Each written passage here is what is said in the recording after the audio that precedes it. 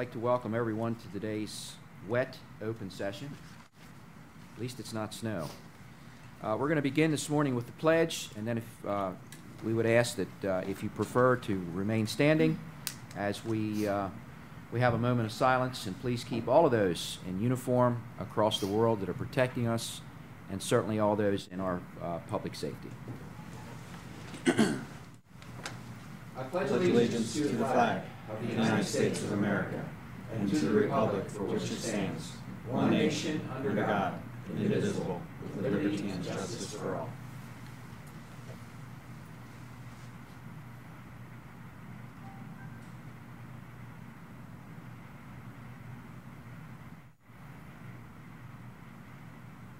Thank you.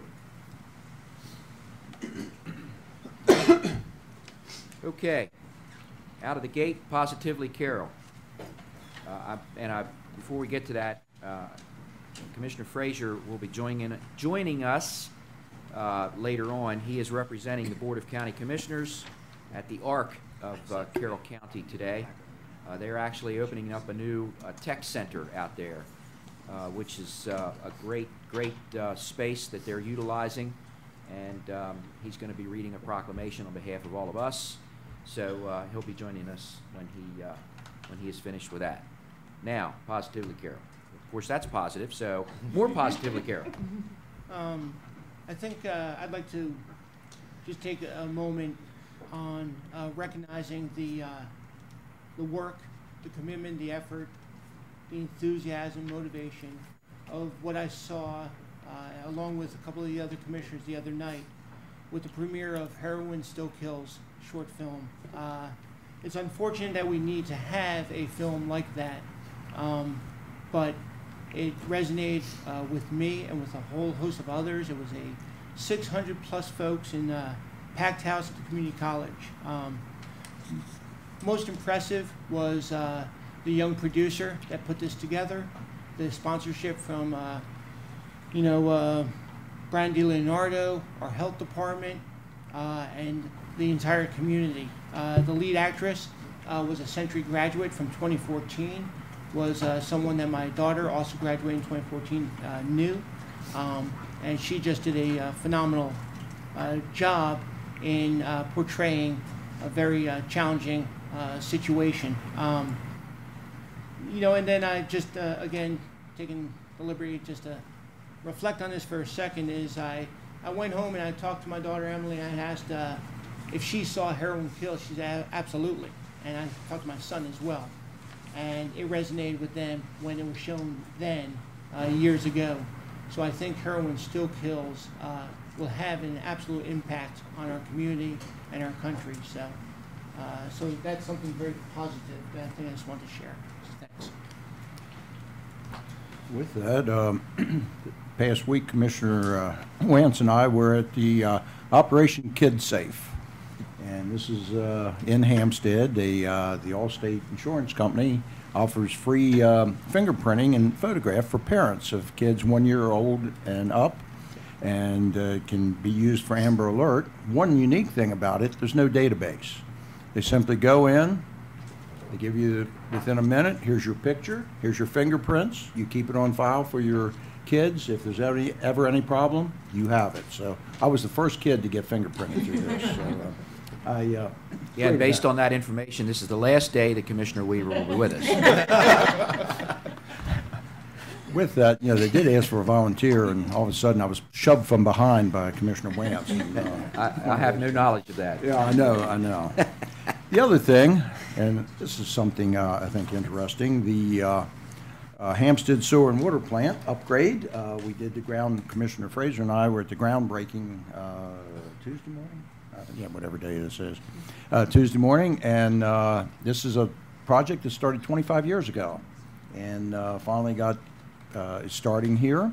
It's a project that cost about $17.4 million, and the state's paying about half of it, but it's really going to cut down on the nitrogen and phosphorus going into the Chesapeake Bay. It was nice for the groundbreaking. Didn't quite get the 500 people turn out at the sewer plant for the groundbreaking, but we had a nice crowd, so it was good. And went from there, and Commissioner Wentz and I were at J.J. Goss in Finksburg, and for, I think, Comptroller Francho and Congressman Harris were there to kick off the No Tax Day, I think, in Maryland coming up. So when is that? It's President's Day weekend. President 18th, I think. Yeah, so you'll be able to buy energy efficient appliances if you're in need of replacement with no tax. So it's a good program. Green Start or something, I think they're labeling. Well, you see, they're going to make a big splash about it. Yeah, but so. we're honored that they did it here in Carroll, because Carroll was the first place that they announced it. Oh, yeah, that So that was it good. was great there. So, In your district. Yes, and you Good also stuff. attended one in Westminster. Yeah, we were. When the comptroller comes up here, he likes to spend the day in Carroll, and we like it that he likes to spend the day in Carroll. So he also stopped by the Carroll County Times building, I was told, and in addition to that, stopped by Julianova Grocery in downtown Westminster that has. Here's the commercial. The best Italian cold cut you'll find anywhere, anywhere. Okay, so he honored Billy Schroeder for the years that he's been in business on Main Street, which has been since 1986, and Billy is a veteran as well. So he honored him, and that was good. So. Are you getting free cold cuts for? No, I paid for the cold cut, but it was good, very good. Did Best bring us best any? anywhere. Well, you were busy, so you were busy getting fingerprinted or something. So. I'd like to touch on the subject that Commissioner Rothstein spoke about, the heroin still kills video. I had the pleasure of sitting with Commissioners Frazier and Rothstein for this event. Having lost my daughter, it was extremely powerful to me, which tells me it's effective and it will impact lots of other people. I give my apologies to some of my colleagues in the government that potentially went to talk to me after the event, but I was an emotional wreck after having watched that, and it reminded me of the pain that I went through dealing with the addiction of my daughter. And I know that there's so many other parents out there right now who are suffering through this, worrying about receiving that phone call that their child has died and how to get them treatment. So I commend Brian DiLeonardo and his entire staff for the efforts they've taken.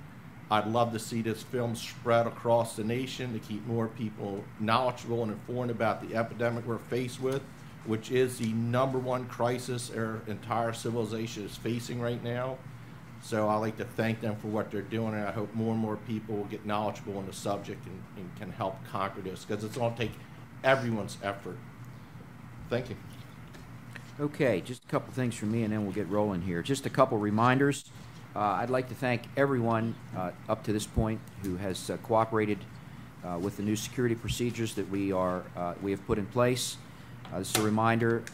We are merely asking those that visit us to present a photo identification, and we've allowed for many photo IDs, whatever they are, to be shown down there. So, and I want to reiterate again that this is in the interest of keeping everyone safe, our employees, our visitors, and everyone. So I want to thank all those that have been doing that, and that's going to remain. And off we go with that. I also want to remind folks that we do have, because of this, and I've neglected up to this point to put an adjective to this, but I'm going to do it today. This ridiculous government shutdown. I have. Well, I'm going to let it go at that. But I just want to remind folks that we do in Carroll, we have always assisted our citizens with challenges that they may have when it comes to fees, taxes, water bills, sewer bills, what have you. But we've taken the extra step to provide contact information for those that need assistance, that are experiencing challenges as a result of this partial shutdown by our lovely folks in D.C.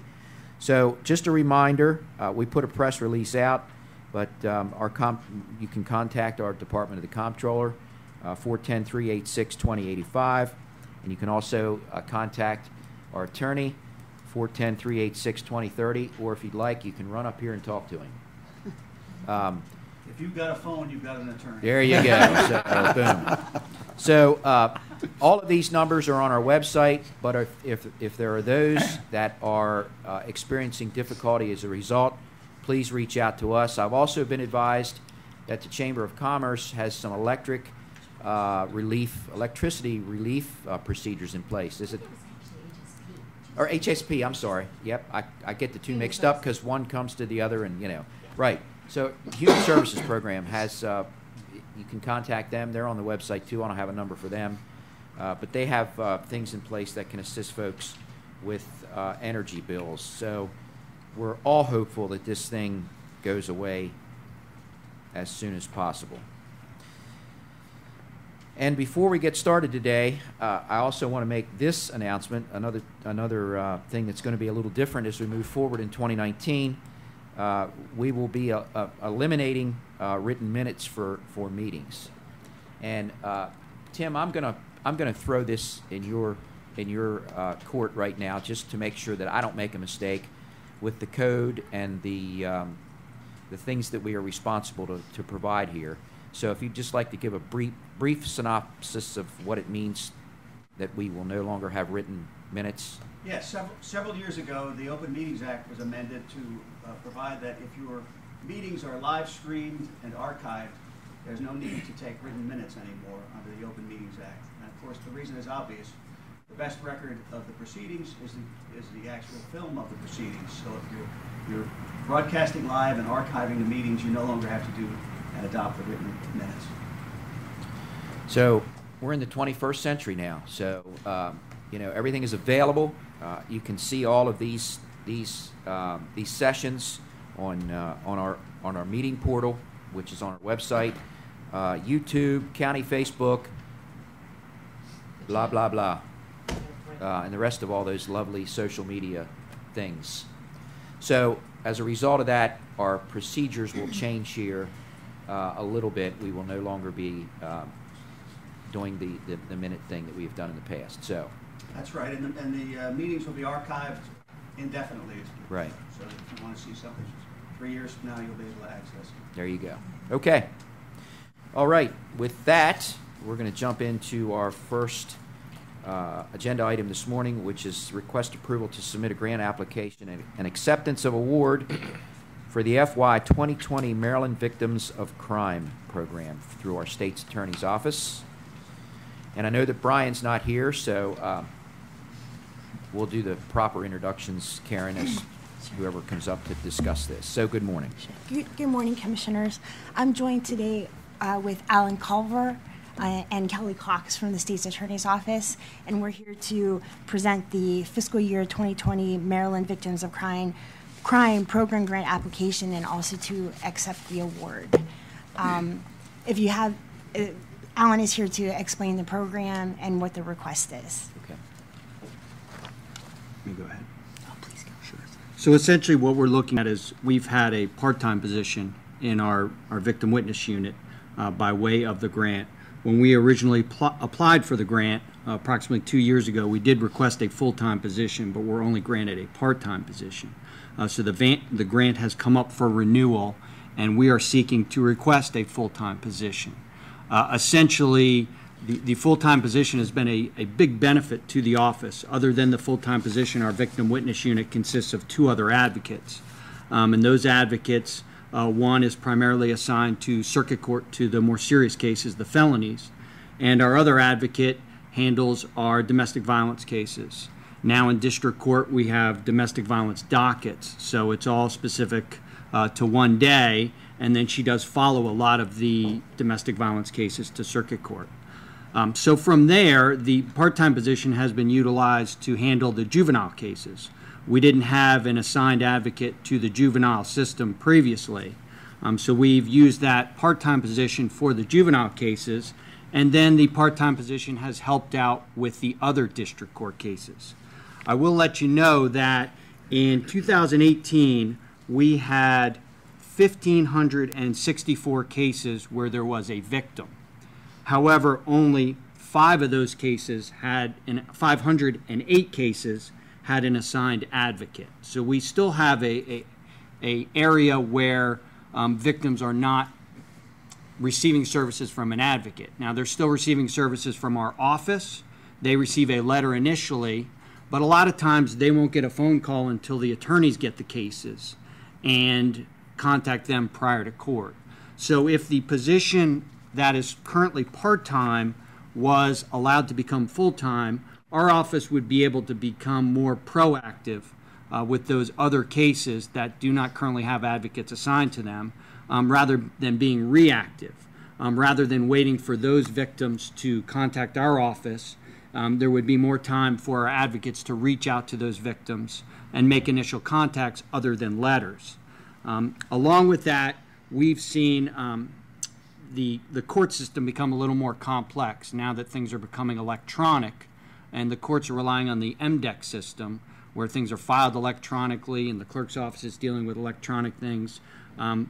We see that there's going to be a need to reach out to more victims to make sure they're being notified by the court. Since the system has changed, the way the paperwork that a victim follows a case has changed a little differently. And we want to make sure that those victims are still receiving notice from the court about hearings and cases even after they come to court, regards to parole and probation hearings. So we certainly believe there is a need for this position to become full-time from a part-time position, and that's why we're requesting to submit the grant request for a full-time position. So, question for you. Sure. You're saying the part-time position is currently supporting 508 victims, and there's 1,564. Well, So you threw those two numbers. Yeah, let me repeat those because I kind of threw them out quickly. There's actually 1,564 cases where there's actually a registered victim in those cases. Okay. And now, in those cases, every one of those victims receives a letter. Right. The majority of the disconnect between the 1,564 and the 508 cases, the 508 cases are cases that are assigned an advocate. Now, those include the part-time position as well as our other two advocates. Okay. So that's our entire victim witness unit is serving those 508 cases. The other 1,000 cases where we don't have an advocate assigned, those are primarily in district court. Our district court supervisor reviews every single case. And what he tries to do is tries to identify cases where he thinks advocates will be needed to assist victims. And because of the fact that we only have two full-time and a part-time position, he can assign an advocate to every single victim case. And it's not specific to crimes. There's some malicious destruction cases where he may say, hey, I think an advocate's needed in this case. Where another malicious destruction case, he will leave simply as a victim case, so to speak, where they'll receive a letter but not have anyone reach out to them after they receive the letter. So that's primarily the area where we see the difference. So I'm very supportive of what the ask is, and also the work you're doing. Thank you.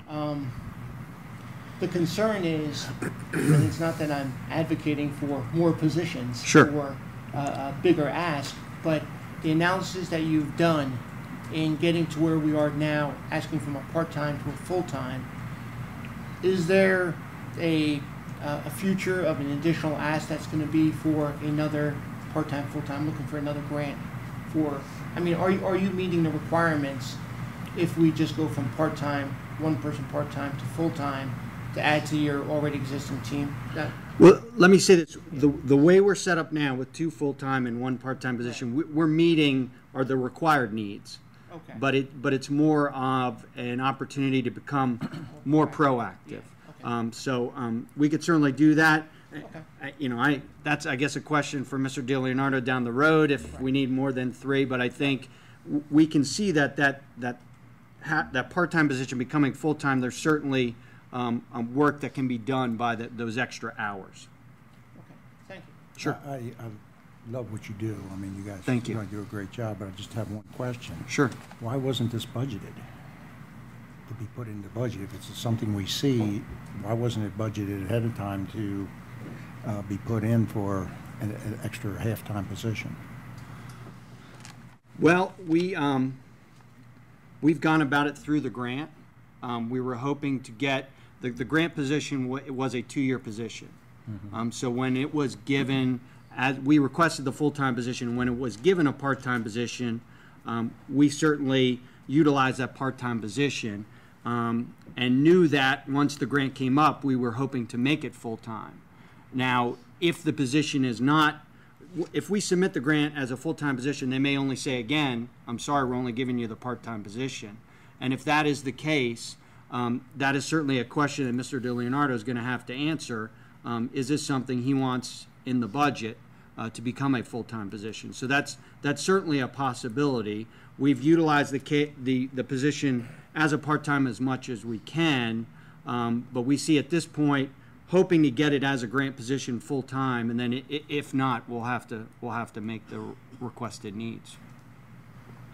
So we'll have to go back every 2 years and request the grant funding for this position to continue?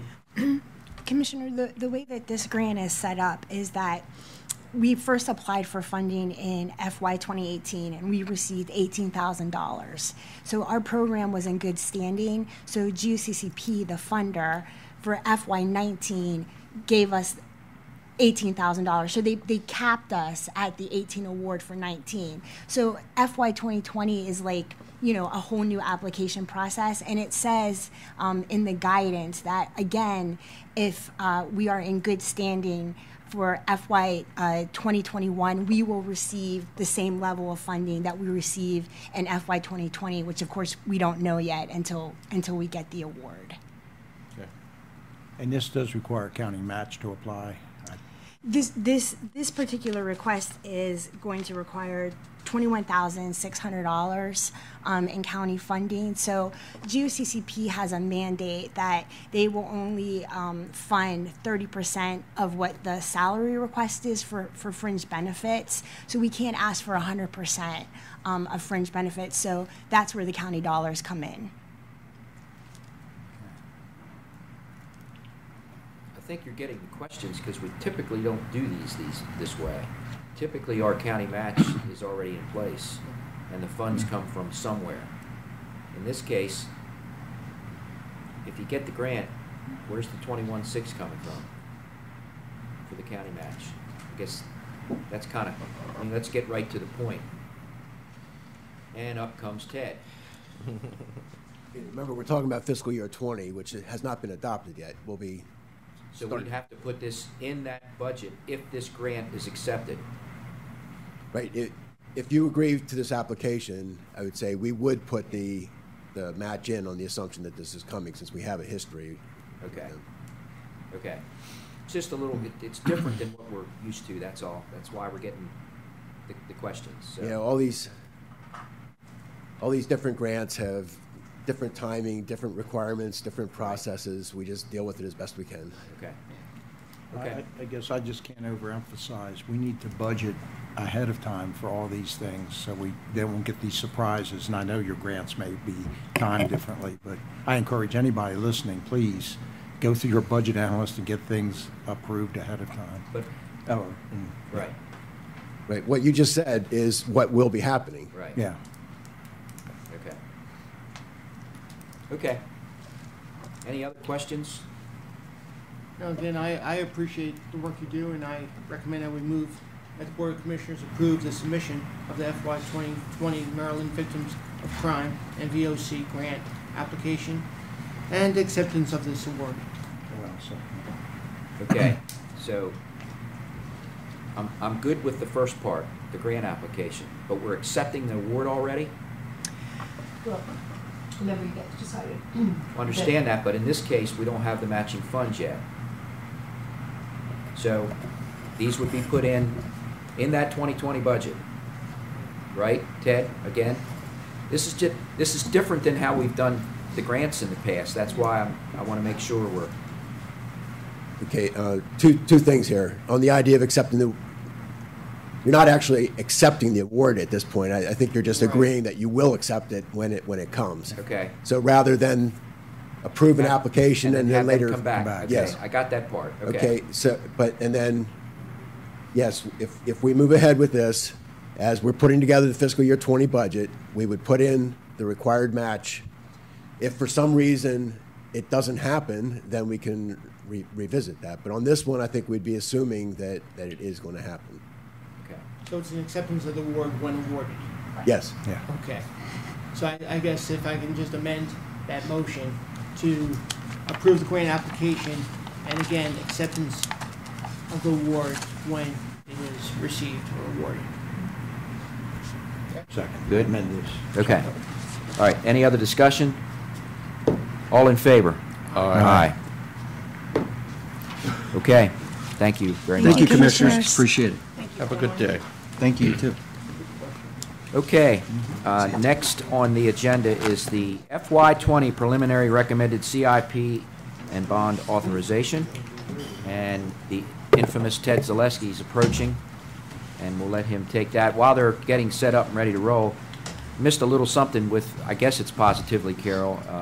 Commissioner Rothstein and I spent the entire day yesterday in Annapolis, and the session has begun down there, and it's going to be quite the challenging session. There's a lot of new legislators down there, and as a result, they're anticipating the highest bill drop that they've ever had. And I think last year there was like 3,100, which I pity the folks that draft the bills because they're like, blah, blah, blah. Anyway, we'll be down there every Wednesday.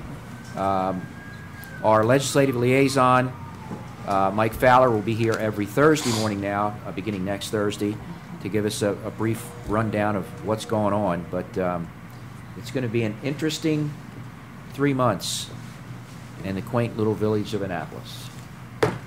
Hi, Ted. Hi. So, Ted, I'll let you roll. And Deb, good morning to both. Good morning. Okay, for Commissioners Rothstein and Boucher, this session happens about this time every year. So you will see this again in the next 3 years. We're here to talk about two things today. One would be what we call the preliminary recommended CIP, and I'll explain that a bit more in just a second. And then the other is our bond authorization request to the General Assembly. So the preliminary recommended CIP, this covers the years fiscal years 20 through 25. So what is a preliminary recommended CIP? So it's a first look. This is a starting point. We still have a whole process ahead of us. It is fiscally feasible. And when I say fiscally feasible, what we're saying is based on what we know about our revenue picture and what we believe are the costs contained here, that this is a budget that you could adopt and everything would work out. It's consistent with Commissioner goals. This is always a little challenging when I say this. If we had perfectly clear Commissioner goals on everything we're looking at, then I could say this with confidence. There are places where we still have conversations to have. There are places where some of you might not agree with each other. So this is consistent as best we can make it consistent with the information we have. It's a continuation of existing plans. You know, we build these 6-year plans. We know that no 6-year plan will play out exactly as adopted, but we do work with an intent for it to be more or less where we're going, subject to things we find out along the way. And it's a starting point for commissioner discussion and decisions. You will hear a lot more before we're done. You will have a lot of conversations before we're done. Undoubtedly, this will change in some way. Kind of flip side. Now, some of this is just saying things the opposite way, but it's important because sometimes people misunderstand what the preliminary recommended CIP is not. It is not the final CIP. This is not the end of the process. Nobody can look at this book and say, oh, good, I got what I wanted, or why didn't I get what I wanted? It's not the end of analysis. The work of the Budget Office continues. Some of the things that are in here we're probably feeling in pretty good shape on. Some things, there are questions we're still exploring. And this isn't a commitment to project funding, timing, or revenue mix. Even in the first year, we still have the process ahead of us. 3 big ideas. The CIP is largely dedicated to the maintenance of existing infrastructure. About 3/4 of what's in here is just taking care of things that we already have. So that means this isn't largely about acquiring new assets. There are some questions about space that we've been talking about for some years and are still going to need to deal with. We have the old North Carroll High School. There's been discussion of a headquarters for the sheriff that is not included in this plan. So there are things we're still going to need to talk about. And school, part of the CIP, there are some big questions we're still going to need to deal with, and I'll come back to that in just a little bit. The capital fund. Now, I've talked to you a little bit about government fund structure. Well, two of you more than the other two, but mostly when people think about think about the budget, they're thinking about the operating budget or general fund. This is another piece, the capital fund. Just give you a little history. The red bars are dollars into the capital fund over the years. The blue is what's in this preliminary recommended CIP. You can see that spending has come down from where we once were. It becomes even more dramatic when we adjust this for inflation. You can see, in terms of what we're able to accomplish, we're actually spending a good bit less than we were a decade ago. And in saying that, somebody might say, well, why are you spending so much less? And the biggest answer is because we just don't have the resources to be doing more. Outstanding bonded debt. The last two boards were very interested in reducing our level of debt. We also faced fiscal challenges. In recent years, when you've asked me, do we have capacity to take on more debt, my easy answer is no. Now, it's always more complicated than that, but we don't have any additional room to just take on more debt without making other decisions. But you can see fiscal year 11, we had over $330 million of outstanding debt. We're down to less than $245 million now, drop of about 26%. Now, when we look ahead with what's in this preliminary recommended CIP, we see this starts to climb again. It's because we have some projects in here of some size. Public Safety Training Center, Career and Tech, State's Attorney's Headquarters. All those are pushing us back up again. But I want to point out that between fiscal year 11 and fiscal year 25, even after all that time, the county would still have less outstanding debt than it did a decade ago, more than almost a decade and a half ago. Unsold bond balance. You don't need to spend a lot of time thinking about this, but I just want you to be aware. We issue bonds, and they're not always immediately sold. Right now, we have $112.7 million of unsold bonds. 37.4 of that we expect to be sold in fiscal year 20. So in this next budget, that will be coming off. 56 million will be sold, planned to be sold over the rest of the CIP. That leaves 19.3 million where there's no plans to sell it. And just to go a little bit further on that, the two bottom pieces, land bank and government complex, those are both places where we've made it possible for you to buy land if land becomes available without having to go to some extraordinary work to try and find the money. Right now, we have no plans for that money, but it's there if the opportunity comes up that you want to act on. Water development and compliance, we had put aside some bonding capability for some efforts to find water. Most recently was up in Union Mills, and that, I say most recently, that's been some years now, and we were unsuccessful there. This is one we can talk about.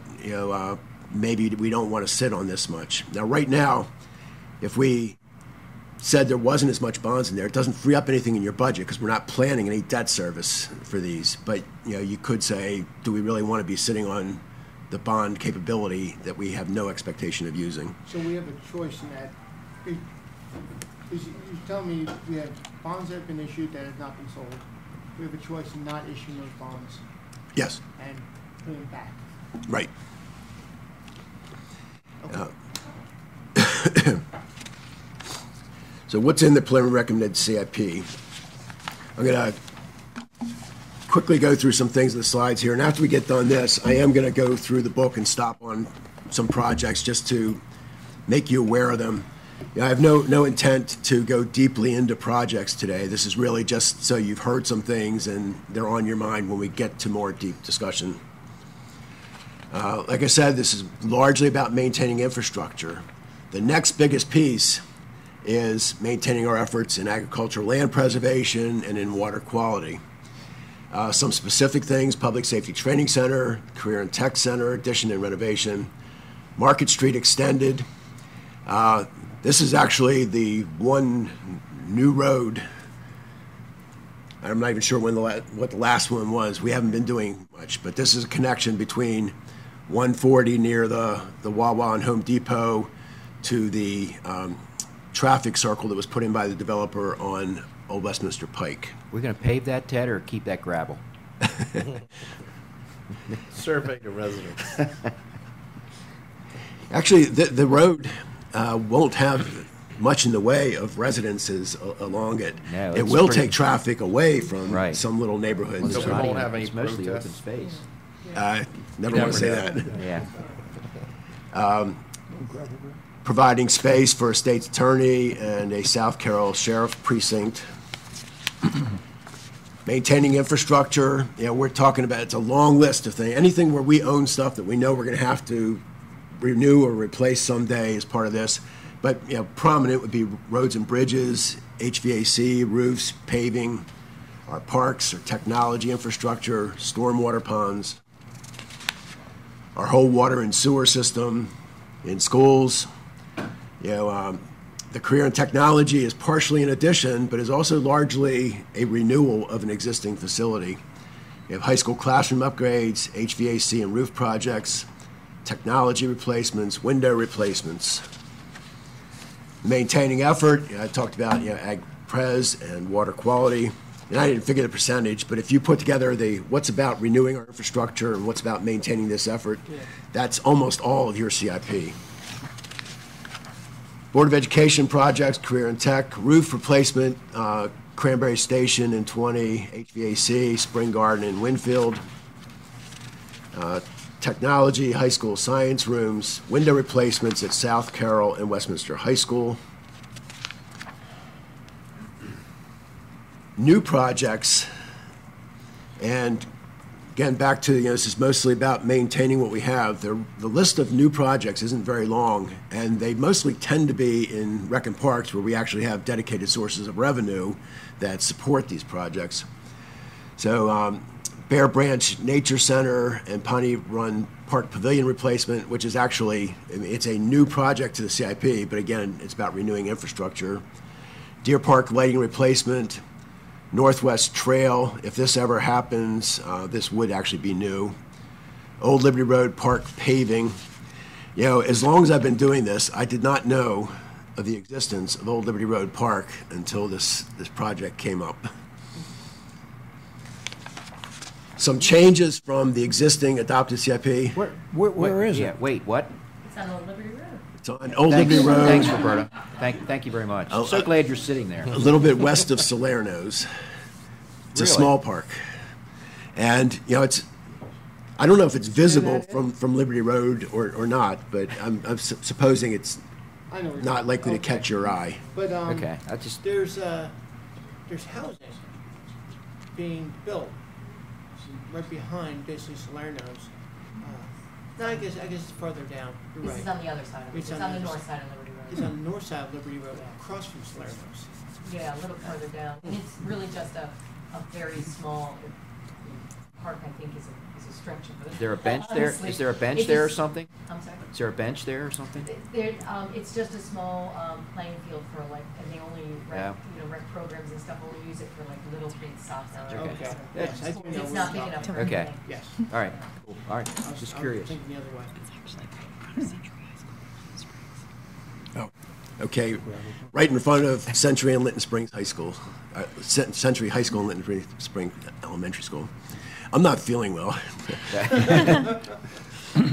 Yeah, we're glad you're here today, Ted, because I know you've had some health challenges over the last day or two. There's a lot of that stuff going around, so. Some changes from your existing CIP. In the recommendation, we've taken out a roundabout at Lucaball and Lemon Roads. The estimated price went up a lot from where we started, and we started questioning, is this our only solution? So engineering is looking at four-way stop here, and their preference is for a roundabout. But when we start looking at preference versus the price tag, it seems like we need to give strong consideration to an alternative that isn't what they would like to do. As one project, this is just a change of a name. We had a project in for North Carroll High School roof replacement. We've had ongoing conversations that I would say are still unsettled. We changed the name to demolition or roof replacement. If we decide we're keeping this building, then we're going to need to do a roof replacement. If we're not going to keep this building, or somebody else is going to take it, then we probably will need to take it down. And as it happens, the prices are in the same ballpark, so it was easy to just put it in so it wasn't a definitive statement of what we're going to do. Some things that are not in the preliminary recommended CIP, which is always a long list. And you have, this book is all the things that were requested. People fairly regularly ask me, well, how much do you cut from the requests? And I never know the answer, because our starting point is not how do we get from here to here. Our starting point is the plan we already have, and what do we have the most compelling arguments and the resources to be able to add to the plan. And things not making it into the preliminary recommended CIP are not necessarily a position on our part that these are not good ideas. Sometimes good ideas don't make it in just because there's not enough money to do everything. Schools, what's not in? A solution for East Middle School. This was actually not requested by them. There's some history here, but where we ended up when they put together the request this year was the last superintendent said, I keep requesting something, the commissioners keep saying they're not doing anything, so I'm not asking for it again. But the problem hasn't gone away. We know we either need to fix the school, replace the school, or remove the school. So that's a big one that's going to be still hanging out there. Requested modernization for Westminster High School. There are 4 kindergarten additions. This goes all the way back to state mandating full-day kindergarten years ago. We did a lot of additions. These are 4 we have not gotten to and are still not in our plan.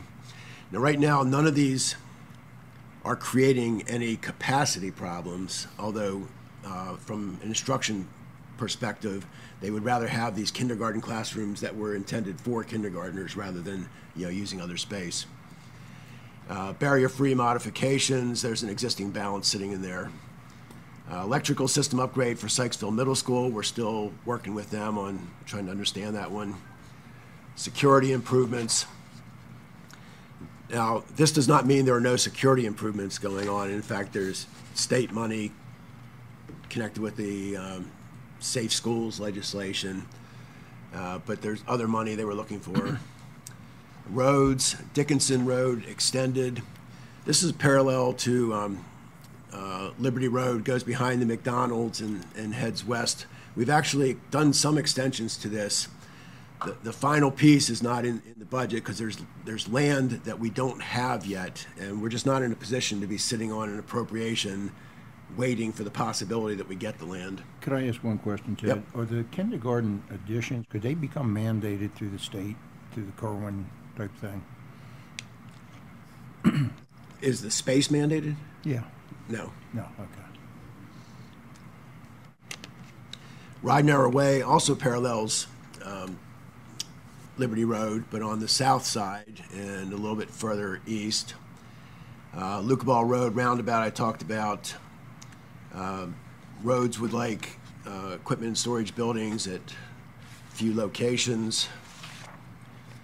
Rec and Parks, North Carroll Stadium lighting replacement.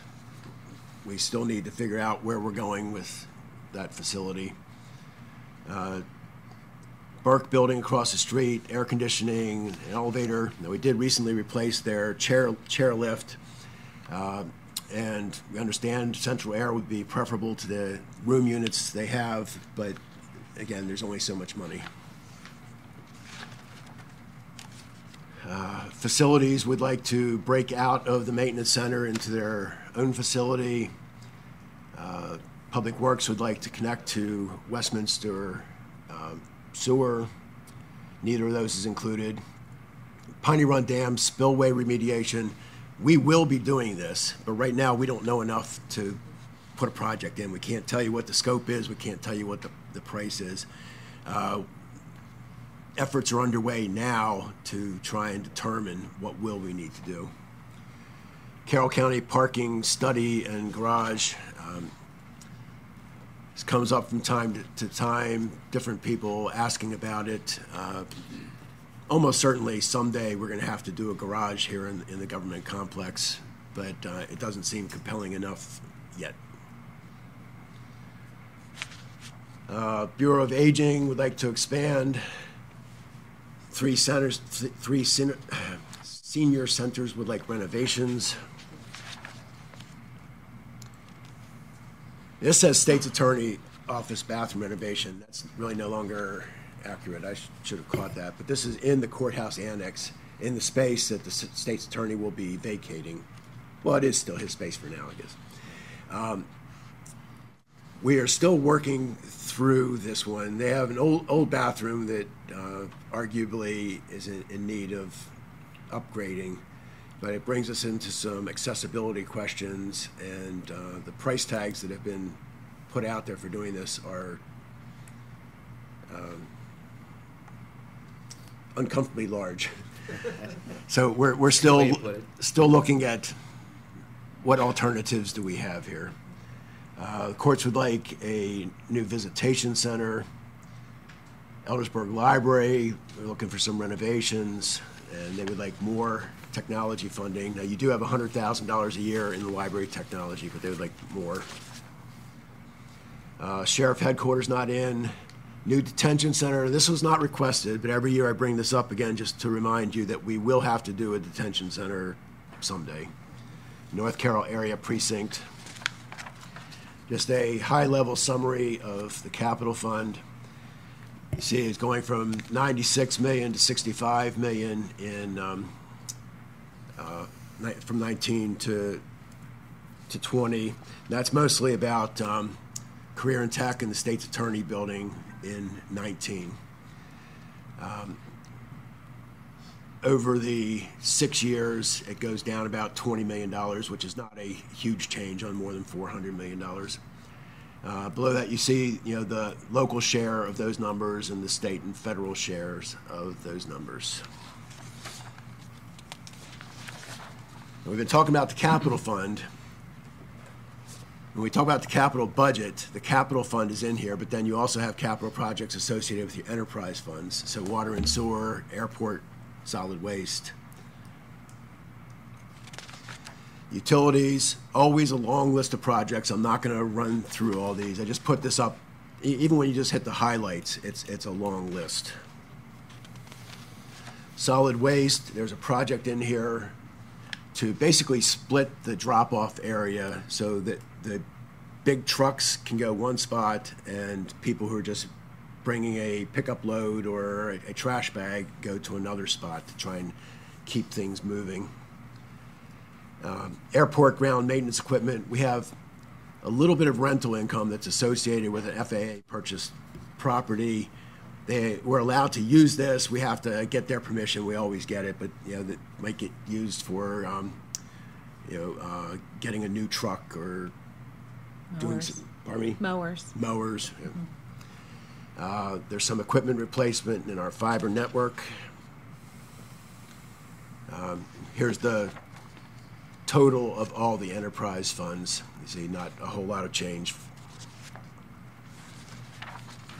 Some things to be thinking about, and a lot of these I would have already hit, but just coming at it from a little bit different direction. With schools, we have a big question of modernizations versus systemics. We haven't done a modernization of a school since Mount Airy Middle School 10 years ago, maybe. Maybe not quite that long, but it's been a while. Now, there's nothing that says we have to do a full modernization of a school, but if we're not going to do a modernization, we will have to do the systemics, the roofs, the HVACs, the windows, the fire alarm systems. And right now, I would say we don't really have a fully thought out plan for how we want to be going about dealing with these over time. Career and tech, we talked about East Middle School. I hit on we have to do something. I don't know where we will land, but to not do anything is really not an option. If that school is eliminated, that would mean redistricting. Now, I took a look at this a couple weeks ago. First, redistricting East Middle would be very difficult because you're taking a concentrated population and you need to spread them, and you would end up impacting the whole county. But if we did that, that would leave us with about 700 total middle school seats across the entire county. So you could say, well, there's still room, so that's okay, but you could also say that's not very much room if we start to grow again. And then redistricting comes into play in other areas. Like, for example, if we look at elementary schools down in the southeast, it's not hard to imagine that capacity starts to become a concern there. If we look at capacity in the Northwest, it's not very much of a concern, but you can't just take a seat from the Northwest and meet a need in the Southeast. The Board of Education took a position not too long ago, and I don't know if it's an exact quote, but they were not in favor of redistricting simply to redistrict, which meant not doing a comprehensive redistricting without feeling there were compelling reasons for doing it. I'm not sure I agree with that way of looking at it. I think there are arguments for taking some sort of comprehensive look at the county, but over time this will come into play for us. State funding, still understanding what's happening in the budget. There's some unusual things going on. Now, first, the governor's budget talks about, I think, like $435 million of funding for schools. The basic program that we would think of for state funding is $280 million. Now, there's some targeted money in there. There's some money associated with the casino revenue. I'm not sure exactly how that's going to play into this yet. And then the governor's also put some money in with an idea that the Maryland Stadium Authority would be handling this money and school construction. And I'm not sure yet how that is all going to work. And that goes back, the legislature recently took away the Board of Public Works role in approving schools. It appears that this is, the governor's attempt to get back some of that control, but there's a lot of questions here. It could be that there's going to be more money available for us than has been available in recent years. Although availability of state money has not always been the big issue for us in recent years, a bigger problem has been our ability to match the state funding. Although right now, and we will be talking more about this, as we go further down the road, we do have some capacity. Remember, you have a dedicated portion of your local income tax that goes to school construction. We do have some capacity in there to take on additional projects. We have not built that into the last few recommendations to you because of the big questions about what are we going to do about East Middle School. We didn't want to use up that capacity and then make a decision on this and have no room to be able to do it. Pre-K is an old problem. You have those pre-K classrooms that we still haven't dealt with. What's really on our minds now is okay, no, I'm sorry. This is full day K is an old problem. Pre-K is our emerging problem. It seems almost certain that something's going to come out of this for pre-K, and almost certainly is going to cost you something. And space could be an issue again.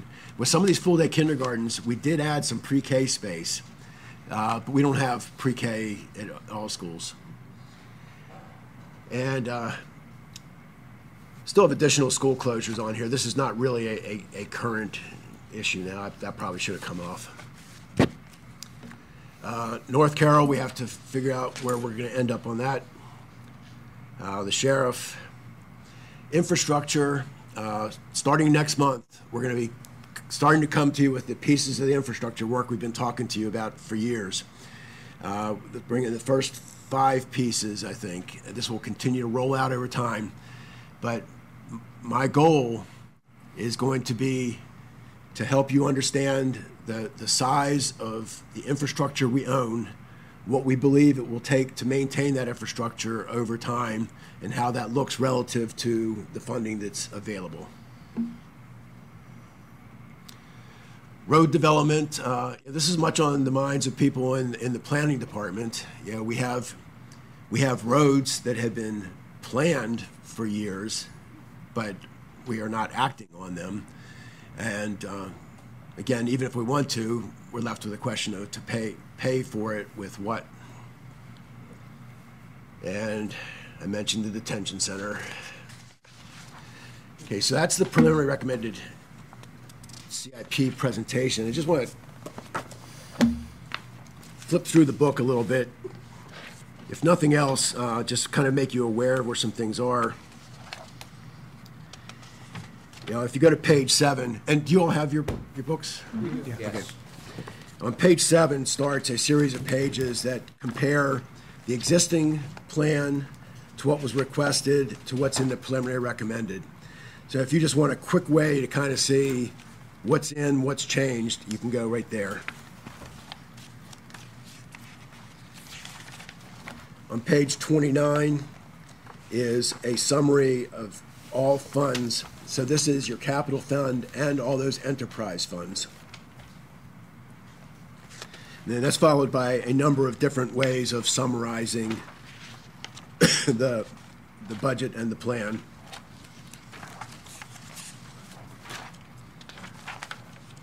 On page 38, it says schedule of reappropriations. This is where we appropriated money for a capital project. That project is done now. There was some appropriation left over. So our first step is to kind of gather up all those leftovers, put those on projects that need to happen so that we're not finding new money where we already have resources available. The very next page, 39, is a summary of just fiscal year 20. Shows you the projects and where the funding is coming from. Beginning on 43 is a series of summaries by functional areas, shows you the entire 6-year CIP.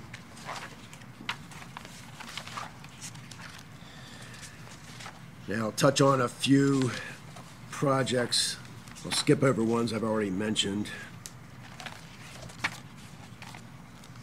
Well, I mentioned AgPres, but if you look at page 81, you see it's much more complicated than most of the other ones. And that's because we have both the lump sum purchase program, we also have the installment purchase agreement. So there's some money that's going in here as cash to purchase easements. But there's also money in here that we're identifying as the money that's needed for paying the 20 years of payments for people who took on an IPA. So when you say how much money is there in the AgPres program, there are different answers depending on really what you're trying to figure out. If it's how much are we spending, I mean, you can get to one number. If you say how much is available to spend on new easements, that's going to be a different number.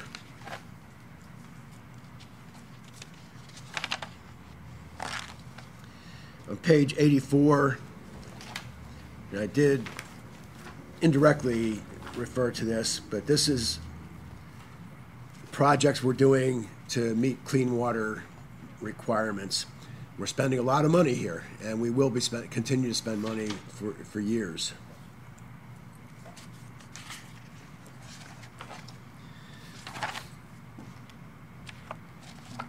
On page 136 Union Mills project to replace the flume, shaft, and water wheel. This is arguably a pretty expensive project. We've taken this on with the idea that we believe in the value of that facility. I think I've heard it's one of the last two in the Mid-Atlantic or something along those lines.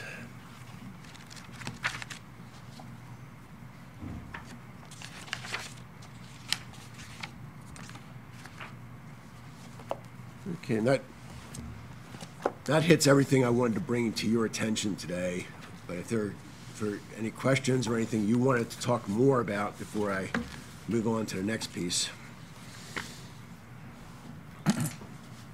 All good? That's some good light reading you gave us. Okay, now we're on to bond authorization. The General Assembly has to give us authority to issue bonds. So every year, we basically request legislation to give us that authority. Now, a really big idea, what's in this book, or in the final version of this, is what drives how much we will need in bonds and how much authority we want. There have been times where we get to the point of issuing debt that conversations begin about, well, should we really be taking on this much debt? And I'd say that's the wrong time to have that conversation. If you want to do it, when we're adopting this budget is the time.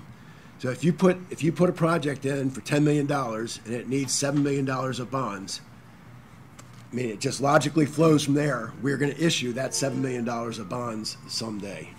So if you don't want to issue the bonds, then we shouldn't put the project in.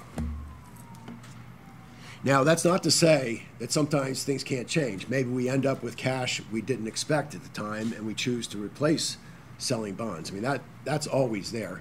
But as a starting point, if it's in, we should be expecting to do it. Now, setting this bond authorization is difficult. The timing is bad. You know, you haven't really even started your discussions on the capital budget, yet we're telling the General Assembly, here's how much authority we need. We have to do it now because of their schedule. Our budget schedule just doesn't match up very neatly with it. Some definitions of the things we're talking about. You know, appropriated or appropriations means the revenues and expenditures you adopted in a budget. You said this much money is available for these purposes, and here's the purposes we're going to use that money for. Now, you can have an appropriation that never leads to an expenditure. Now, in most cases, if we appropriate it, it's because we expect to spend it, but it doesn't mean that if circumstances change, you can't change your mind. You know, so maybe you said, okay, well, we're going to build that road for $5 million. We find ourselves in a situation where we don't feel like we can spend the $5 million. You can choose not to build the road. Authorized. This is when the General Assembly has said, you have the authority to issue these bonds. The authorization does not force you to issue bonds. It just makes it possible. Issued is when we've actually sold bonds. At that point, we're committed. You now have a schedule of payments that we know and we will have to not commit to, we will have to make the payments. And planned, everything beyond the first year is still just a plan. I mean, this should be our intent, this should be where we expect to go, but we know this will change. The authorization request for 20 would be $28.5 million. That's how much would be necessary to meet the needs of what's in this CIP. Now, this doesn't say anything about timing, though, because Rob Burke will sell the bonds as we see the need to match the spending. So this $28.5 million, we will have the authorization. That authorization might get used over 4 years. You know, we don't know until we see how fast projects are moving ahead, how fast the spending is happening. Some other things we need to think about. we still have to work through the process, so you could end up somewhere different than here. We have projected costs for projects. Some of them will almost certainly change over time. And then from time to time, you issue bonds on behalf of the fire companies. We don't always know what that is, well ahead of time. So we do need some room for flexibility. If I can stop you for a second, Ted? Yep. When we request the bonds, we have the bond authorization to sell bonds. How much have we requested in the past of bonds that we have not sold? In other words, because we already anticipate the debt service on those bonds, whether we sold them or not, correct? No. We No? only build the debt service in. We build the debt service in when we think we're actually going to take Oh, when on you that think you're debt going to sell the service. bonds, okay. Yep. Okay, but do you know how many millions of dollars of bonds that we haven't used that we've gotten appropriation 47? for in the past? $48 million. $48 million. right now. And that is something that comes up from time to time. There may be a point where we say, we don't need this much bond authorization. And right now, there's enough uncertainty about a few big projects that we didn't want to create a situation that would constrain your ability to make choices by lowering how much cushion we have right now. But it is possible, if not likely, that in the next year or two, we might be suggesting a year where we would not request additional bond authorization. But do you 47 million anticipate that next in year. our budget that we have enough money to pay the debt service on projects that are actually coming up, that we have already the authorization for to sell the bonds? Say that again? Do we have the money in our budget to pay the debt service for projects that are coming up that we've already have the authorization for the bonds, but we haven't sold those bonds yet? I mean, of the 48 million that we haven't sold. Any sale that's going to happen in this time frame, we have the debt service planned for. Okay, Is that what you're asking? sort of. Are you asking, do we have the authorization, the cushion, the 47 million built Yes. in as debt service? This is Not bond that we're not authorization. going to use it all 1 year, but let's say with some projects come up, okay, this project's ready to go. We have the bond for that already. You have the authorization to sell that bond. Do we have the money to pay the debt service on that if a big project, something comes up ahead of what we're anticipating? There is not debt service planned for any bonds that we have not planned to sell. So I think the easy answer to your question is no, the debt service is not planned for that 47 million. Right. We can't afford to plan for debt service that might happen. Right.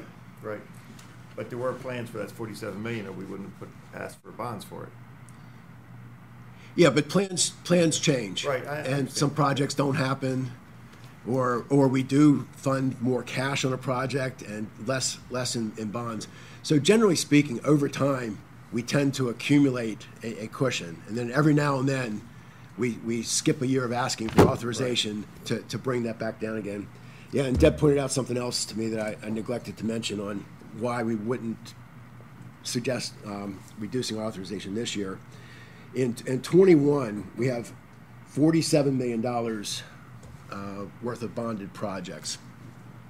And one thing we always have to keep in our minds, I'm not suggesting this is a big worry, but because we have to go to the General Assembly, there's always the possibility that we don't get approval in a year. Right. So one of the things we're making sure we leave cushion for is, what if we didn't get approval in a year? Do we have room to try and at least keep most things moving ahead? Okay, so we're looking for 28.5. Reminding you again, authorization is enabling. It doesn't commit you to doing anything.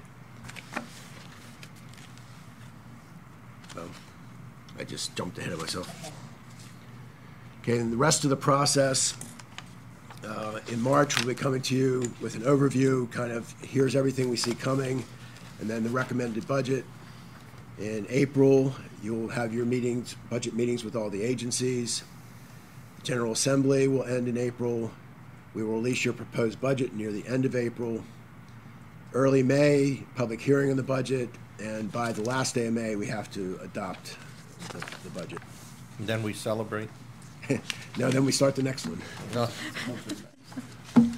We signed up for this, right? You need your approval. Yes.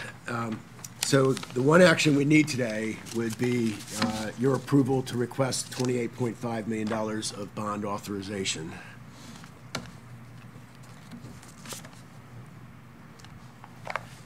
I'll make a motion to request $28.5 million of bond authorization. Second. Okay, any other questions? All in favor? Aye. Aye. All right, thank you. Thank you. More to come. Yep, lots more. Lots more to come. But we, Thank you. we appreciate the out of the gate information here this morning, so thank you. And all the reading material for sleepless nights. All right, next up is the quarterly meeting. For those that, thousands of viewers that don't know what we do here, we have a quarterly update from our Carroll County Volunteer Emergency Services Association, and we welcome President Don Fair this morning and associated Thank you. Thank you. cast of characters. Seems like you saw you 3 months ago. Good morning, everyone. Real quick, just some identifiers of the folks that are here with us. We have Leon and Susan Fleming from Hampstead, Jack Wagner from Pleasant Valley, Gene Kerfman, who's our co-chair of the Retention and Recruitment Committee, and president of Union Bridge. Shane Darwick, our training facilities manager. Of course, you know Bridget Wayshire, who's our Retention Recruitment Chairman, also from Gamber. Alan Barnes is here today, who is our Emergency Services Technician Program Chairman, if you will, for the high school program. He's a member of Gamber. Norman Schaefer is here, president of Reese Volunteers. Dennis Brothers is here, who's our chair of the construction phase of the Carroll County Public Safety Training Center, and past president of the association. So I think I've made all the introductions from the people I could gather coming in the door. Good morning again, and what we're going to start with, as some of you may have heard, if not all of you, in December, at the December meeting, our retention and recruitment disbursement plan was put on hold because several questions came up about IRS and withholdings and so forth. So I'm going to allow Bridget to talk on that. She's the subject matter specialist of it. But we have got that resolved through meeting with, well, I don't want to take her words, but at the end of this, we would ask that you would look quickly at the proposal. There's some verbiage changes which now make it worth protection, gives protection to the volunteers who are accepting the disbursements. And Bridget, you can take it from here. So the concerns that were raised were based on taxes. Would our members that participate have to pay taxes at the end of the year? So we enlisted the help of Hall Company Accountants. They sat down with us. We had the gentleman who specializes in nonprofits, and then we also met with one of their other accountants who specializes in the IRS taxes. One of the things that they pointed out to us was the wording that we had and the requirements that we had could cause a concern at the end of the year between taxable and non-taxable items. So what we have done is we've revised the plan to make the entire plan non-taxable. And what I've done in the documents is the items that are bold and underlined are the items that have been changed. And then after each of the explanations, for instance, on the first page of the plan, it's bold, tuition reimbursement for active members. We put in parentheses beside there which non-taxable category they fall into, just to make it a little bit easier for the member companies to understand how that would work. So essentially, the biggest thing that we had to change is under the participation reimbursement for our active members, we had to make that an accountable plan. To do that, what we have done at the recommendation of Hall Accountants is require those who want to stay non-taxable to provide a copy of a cell phone bill or an internet bill to show that they have made some sort of expense in regards to the fire service.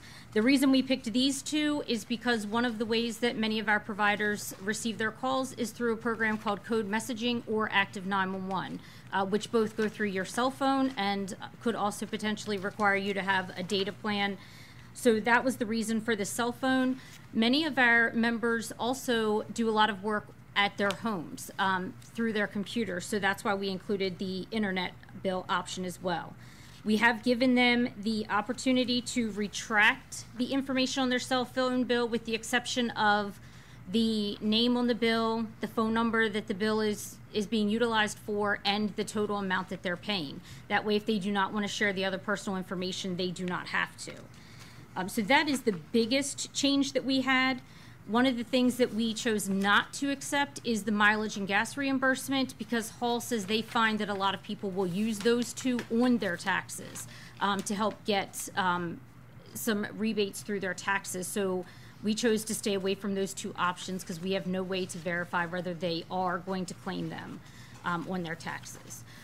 Everything else fell under an educational plan, or we were already requesting some sort of documentation that they had paid for the item, especially in like our recertification and our driver's license program.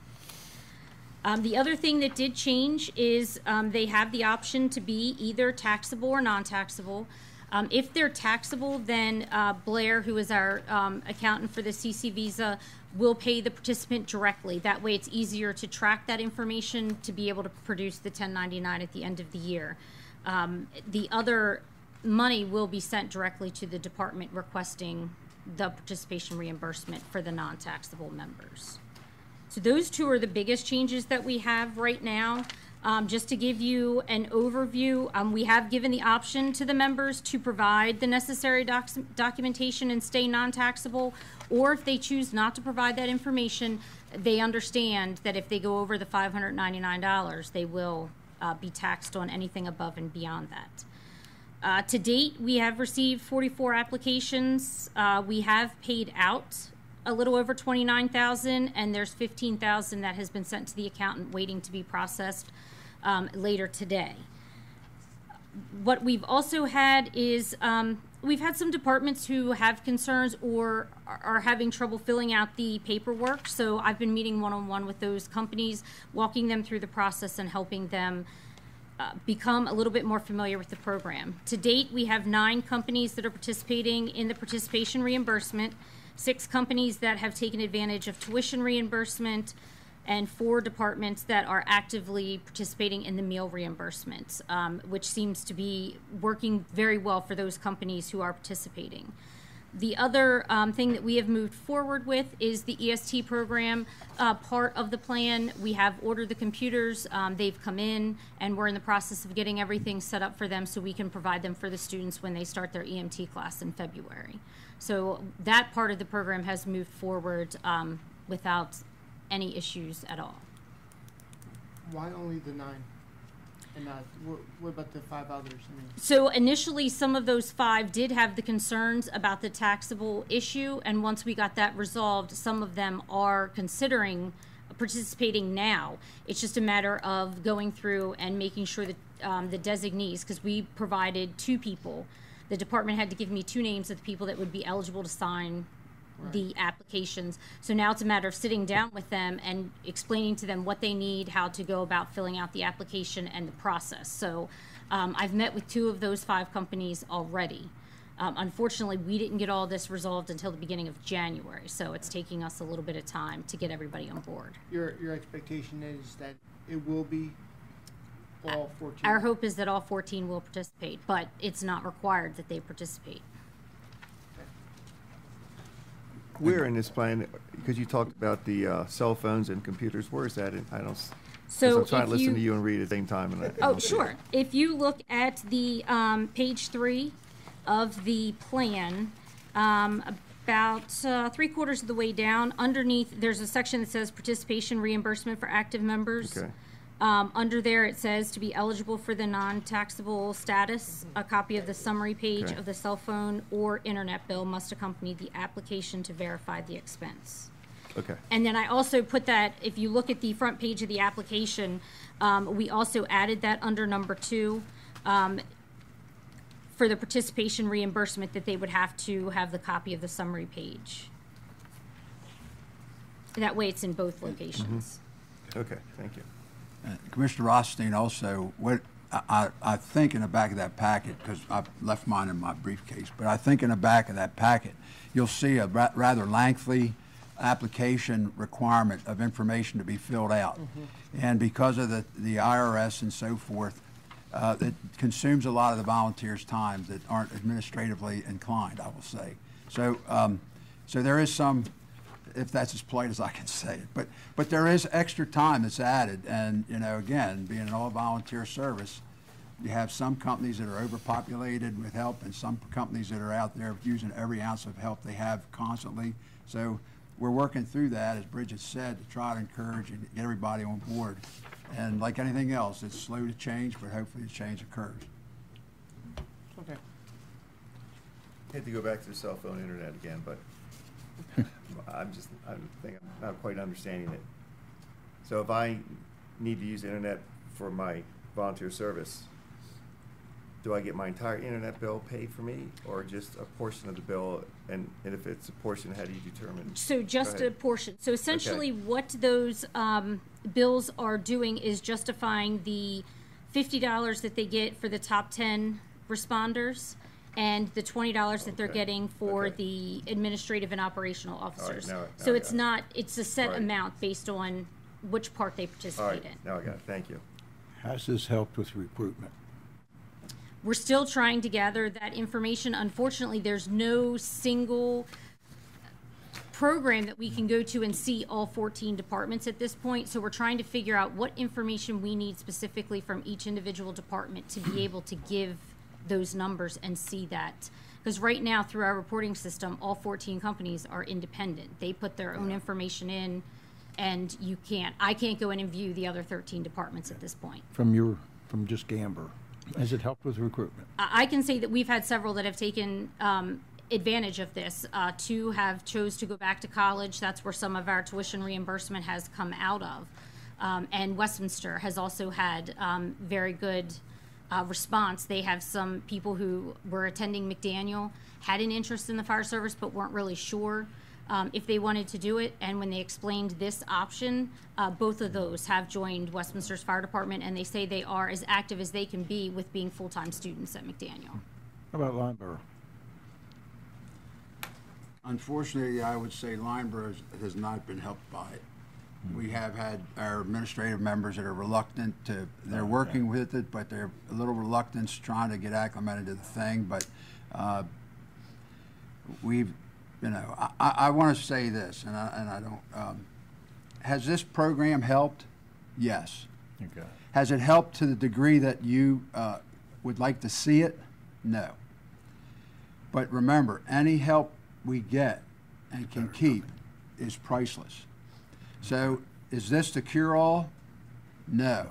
But it is an incentive that's starting to take a hold of the people that have already, let's say, received the benefit. And as that becomes a discussion point in firehouses, we will see, as you can see there, that the numbers are slowly increasing, that people are saying, hey, we better.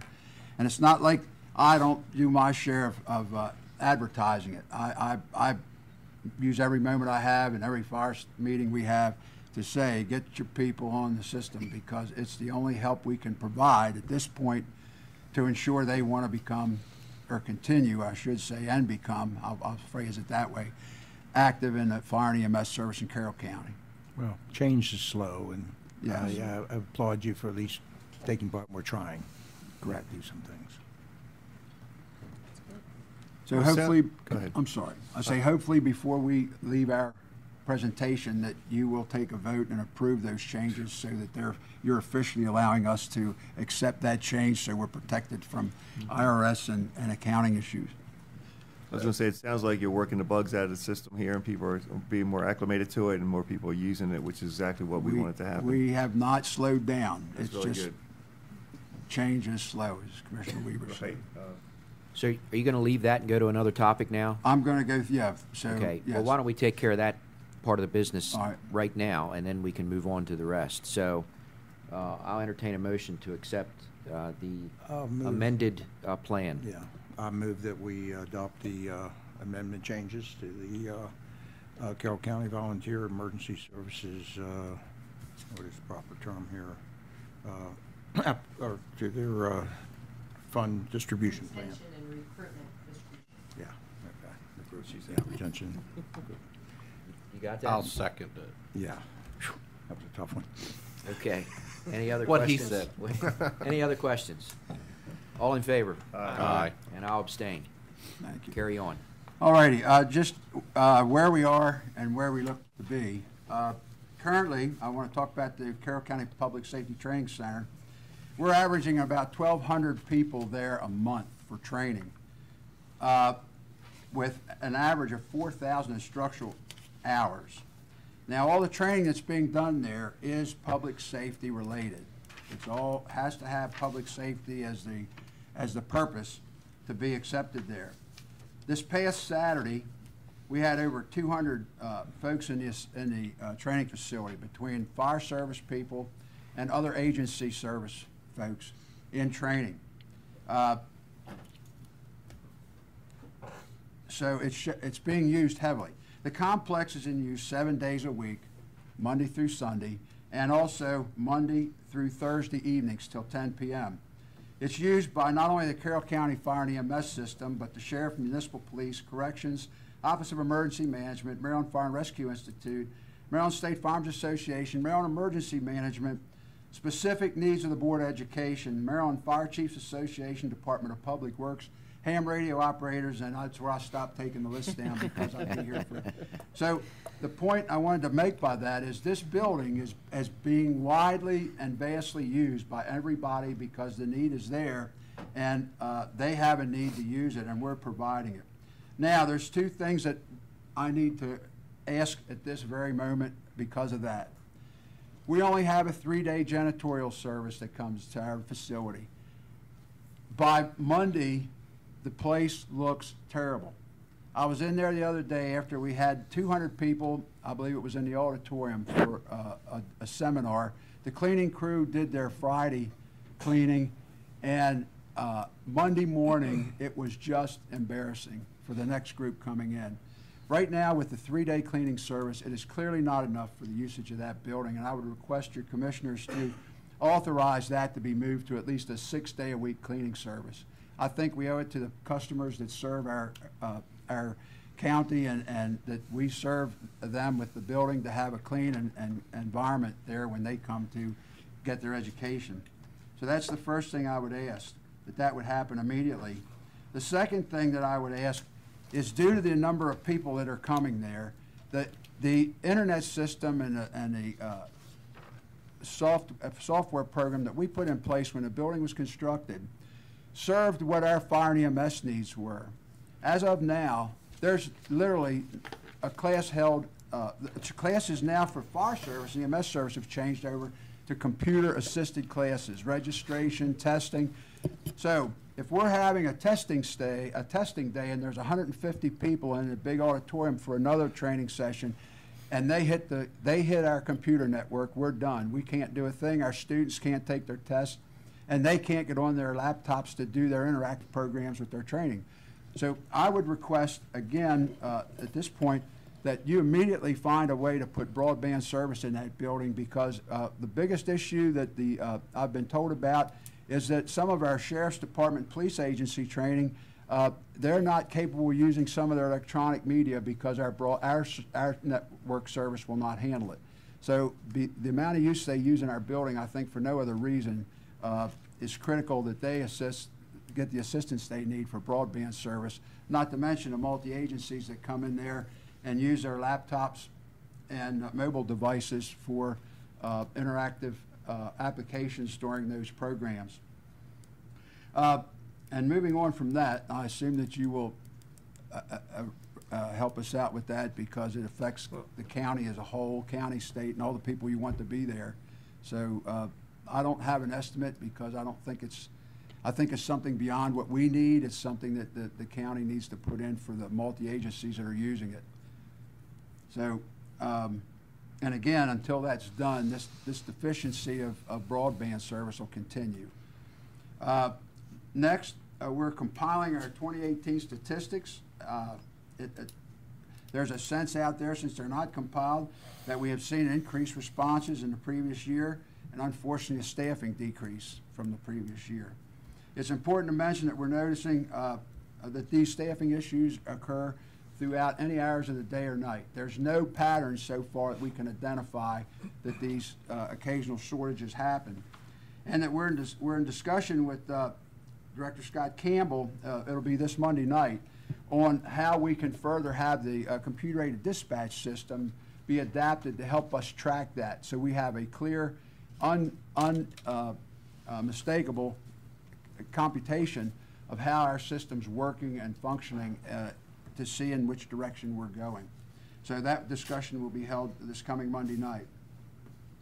The next thing I want to touch on is our construction phase at Carroll County Public Training Center. Back in FY17, a plan was laid out by the Board of Commissioners at that time to extend it over a 5-year period. FY19, we're going to, before I go any farther, we're going to have a presentation on that next month by Dennis Brothers and the Construction Committee. But things are moving forward with that. We see that we know we have the Maryland grant money, which is what the delay was from continuing with the 5-year program and extending an additional year or so. So that should all be finished now, and we should be able to move forward and complete the next phase of the training center. Vehicle fleet. Just wanted to fill you all in. Our reserve engine is a 2007. It's used almost 9 months, if not more, of the year by some fire department. One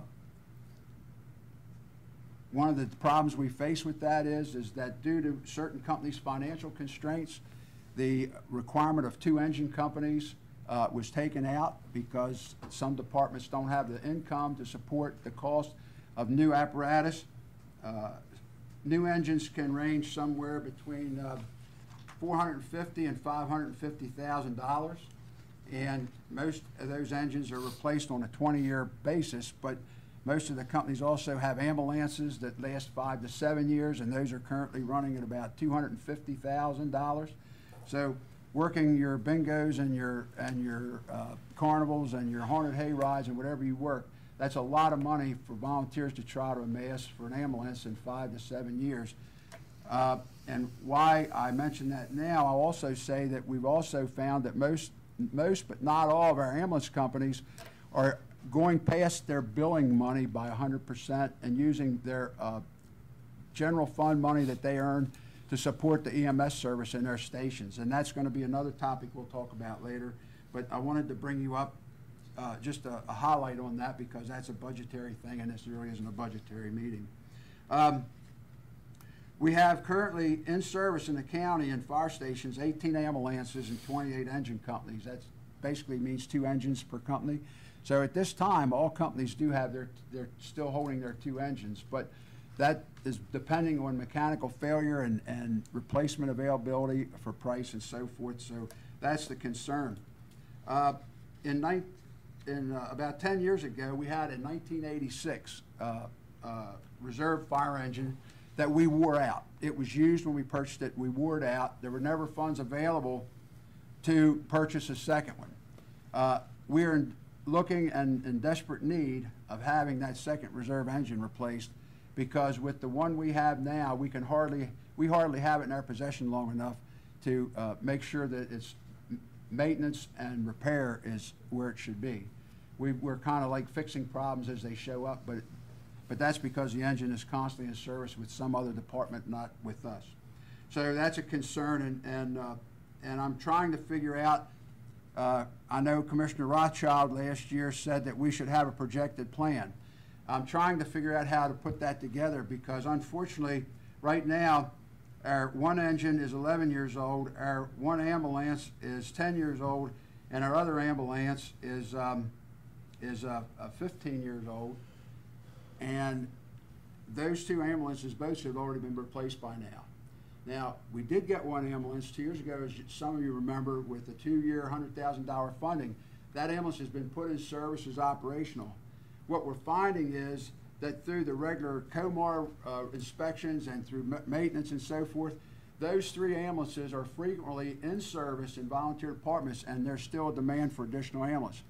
Harrod County government got wind that we were having some problems with having ambulances available to staff because only having 3 reserves, and we're trying to work through a free lease agreement with an old ambulance they have to try to help us out. I can't, we had it, we don't have it now, it's being serviced, but I'm not sure what the longevity of that loan will be, because remember, it's an older ambulance, and they put it out of service for their use, so we're actually getting leftovers from a reserve fleet. But we will take it, we will use it if it's fixable, and we thank them greatly.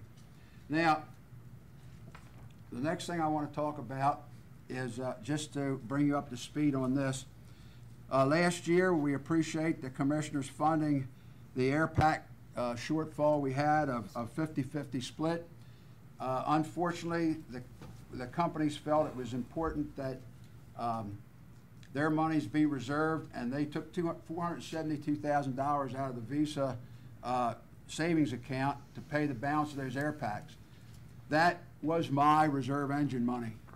When you keep saying that there's no money, and I hate to follow Mr. Zaleski because it makes, you know, he paints always a very conservative picture, but the reserve engine money we may have had on hand to put in service for this need is now gone. So it's another concern we have, is not only do department funding start to diminish, but our funding's diminishing, trying to support our departments. Don, I don't want to cut you off, but I'm going to. What you're talking about is, is very important, but this is not a budget hearing. You're giving us all budget stuff, and I know that you need this stuff, but I don't think that's the purpose of what we're here for today. I will defer away from those. I apologize, sir. All right. So just back again. I do know just some highlights.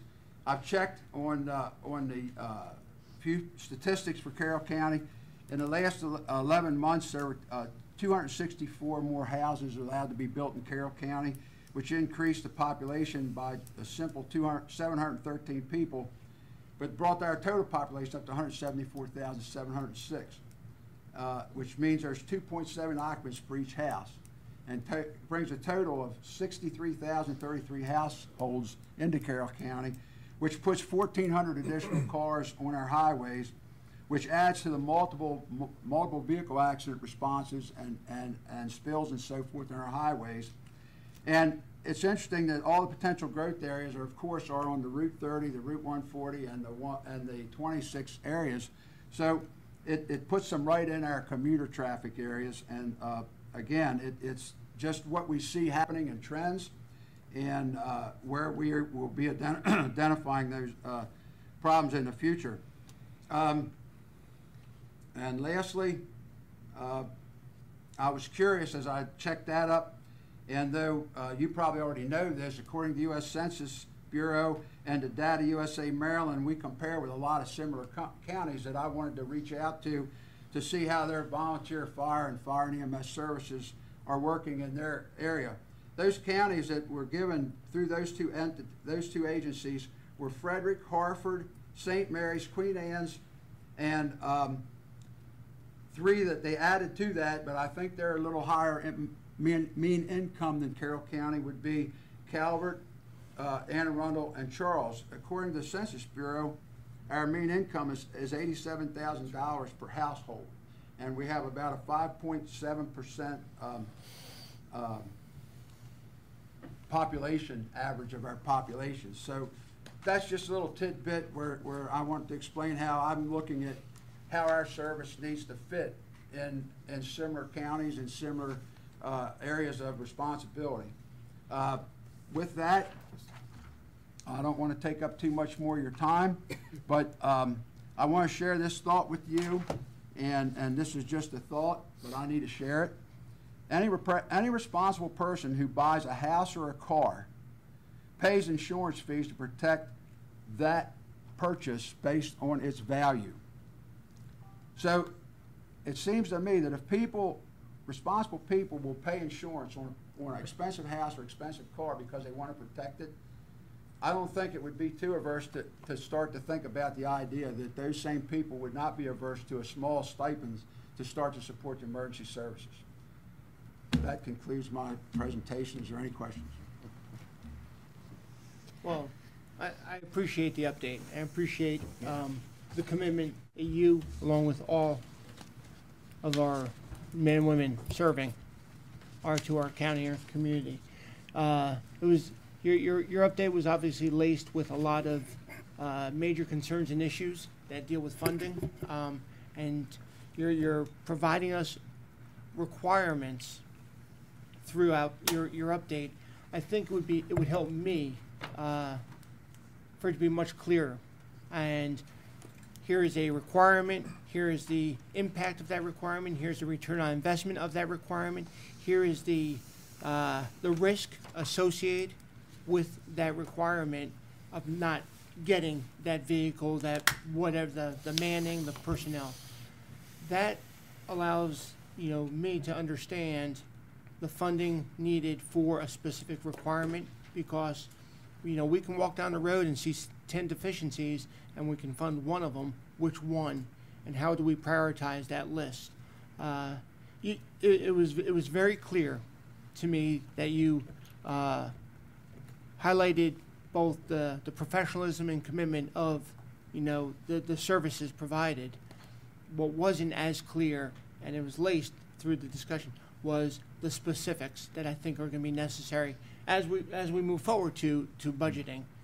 Correct. The request. I was aware this wasn't a budget meeting, but I figured these points were important And I for you to appreciate know as we approach the budget meeting, that you have time to have thought processes on them, considerations on them, and maybe ask the budget office specific questions related to those needs. However, the two needs that I don't think are able to wait for the budget process is our cleaning service and the consideration of broadband service to support the amount of instructional programs that are going on in that facility. And we'll certainly take those under advisement and attempt to try to do something in a timely fashion. Thank you, sir. And discuss those a little further. I was just going to say, you are the tip of the spear. You understand the impact of all of these requests that you're asking. So I really don't want to say I put it back on you and your team, but understanding the value gained from funding a request, and then also the risk associated with not funding is very important. And I think you're able to portray that and share that best, you and the team, than anybody up here. Well, bar one. So, thanks. And priorities. Priority. Well, sir, we for many years, as you know, as you sat in that chair, we've taken what we were able to take, and you've given us what you could, and unfortunately, we're still falling behind. And I don't know how to make that difference up, because our population some of our populations have no more money to give. We share 3 different communities, family households for fundraisers. So we're splitting money 3 ways between the people that have it to give us. So we appreciate all you do. We certainly appreciate more that you would do. And thank you for your time today. And as always, if there's any questions, you know how to get a hold of me. And oh, don't worry. I knew what the job was when I took it. Well, you know how it works, Don. You've been here a while. You know that we're coming up on that lovely time of year where a lot of these things are going to be addressed. Right. And I'm going to get one more plug in real quick. The whole driving point for me is that person that picks that phone up and calls 911, because they're not waiting to hear that, well, we didn't have a crew on staff, they had to come for a long distance.